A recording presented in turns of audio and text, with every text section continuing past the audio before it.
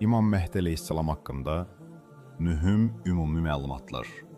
Həzrəti Mehdi əleyhissalam imamət səmasının 12-ci parlaq ulduzudur.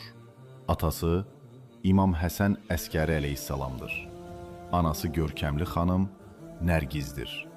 Rum hökümdarının oğlu Yuşanın qızıdır. O, yəni anası, Həzrəti İsa əleyhissalamın həvarilərinin soyundandır. Həzrəti İsa'nın vəsisi Şəmuna nisbət verilir. İmam hicrətin 255-ci ilində Şaban ayının 15-də cümə axşamı İraqın Samirra şəhərində anadan olmuşdur. İnsanlar onu müxtəlif ləqəblərlə tanıyırlar. Ali Muhammedin qaimi, Allahın ən əzəmətli saxladığı, Sahibuz zaman, Höccət, Xilaful Salih, yəni Salih övlad. Bu ləqəblərdən ən məşhuru Məhdidir. Ona görə Məhdi adlanıbdır ki, insanların azdıqları bir məsələdə hidayət edəcəkdir. Hicrətin 260-cı ilində atası şəhid olduqdan sonra imamlıq vəzifəsi ona təslim edildi. İmam bu əzəmətli vəzifəni qəbul edib ona sahib olduqda onun 5 yaşı var idi. Həddi buluğa çatmayan bir uşaq idi. Onun imamlığı haqqında babası Həzrəti Peyğəmbər sallallahu aleyhi və alihi və səlləm və məsum ata-babaları bir-birinin ardınca açıq şəkildə dəlillərlə bildirmişlər. Möminlərin əmiri Əli əleyhissalamdan başlamış, atası Həzrəti Əskəri əleyhissalama qədər onlara yaxın olan və onların etimad etdikləri xüsusi şiələrə nəslə bildirmişlər. Onun 2 qeybət dövrü olacaq. Birinci qeybətə kiçik qeybət dövrü deyilir.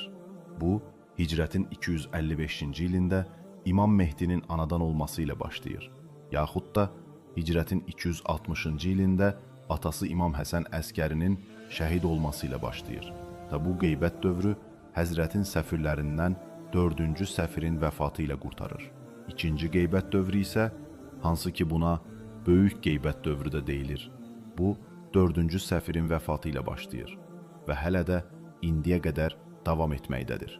Yeryüzünün zülm və haqsızlıqla dolduğu kimi, onu haqq və ədalətlə doldurmaq üçün İzzətli və cəlallı Allahın İmam Məhdi əleyhissəlama zühur etməsinə izin verənə qədər davam edəcəkdir.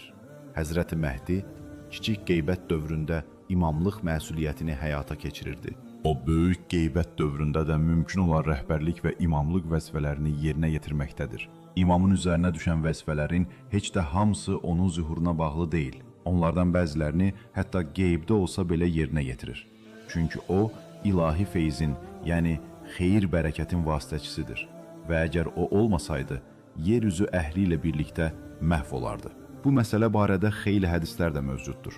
Onlardan bəziləri onun zühuruna bağlıdır, birbaşa ondan elm öyrənmək kimi. Bu məsələdə onun əvəzindən bu işi qeybət dövründə fəqihlər edirlər. İmam Mehdi əleyhissalam digər intizar çəkənlər kimi Allahın zühur üçün icazə verəcəyi dünya zülm və haqsızlıqla dolduqdan sonra haqq və ədalətlə doldurmaq üçün verilmiş bütün güc və istedadını ortaya qoyacağı günü gözləyir və bu, bütün lazımi şərait, say, yəni qoşun və imama kömək edənlər, avadanlıq, hərbi və digər şərait hazırlandıqdan sonra onun çıxışını və ilahi, dünyəvi bir lider kimi ortaya çıxmasını asanlaşdırır.